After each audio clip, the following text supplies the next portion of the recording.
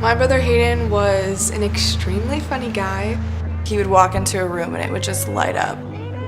When my brother Hayden was 22, he lost his battle with drug addiction.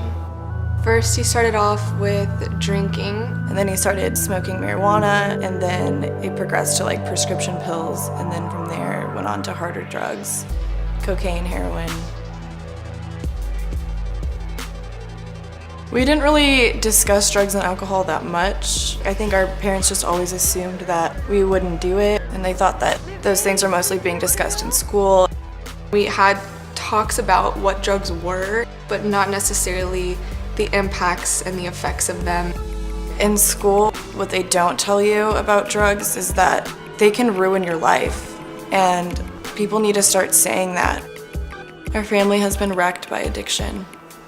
There will be a time in your life where they will be relevant, and you're gonna have to know what to do in that moment. And I think that's a big thing, is you have to be prepared. What will you do in that moment? IMAP stands for I Make a Plan, and it's mapping the way to be drug-free, and basically it's making a plan for your future. I definitely think that if your family has a plan, you'll be less likely to not know what to do in situations that you're put in where you want to say no but you don't know how. And I feel like if you don't have that plan for yourself, you're just gonna get lost. When you're growing up, your body is completely changing, so your brain chemistry is also changing.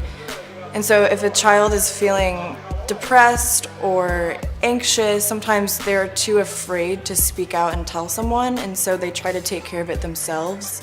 And then those feelings mixed with peer pressure makes it really hard for them to say no. So I think that it's extremely important for families to be really open with each other. I think it's important for kids and teens to learn to feel comfortable speaking out. And at the end of the day, listen to your parents, because they're looking out for your well-being. They have your best interest at heart, and that doesn't include doing drugs. So when you think of a train wreck, you think of a disaster, and that's pretty much how our family was.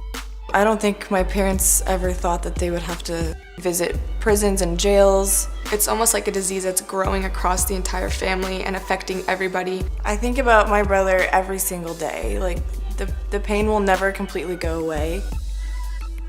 So I made a plan, and I would encourage others to make one too.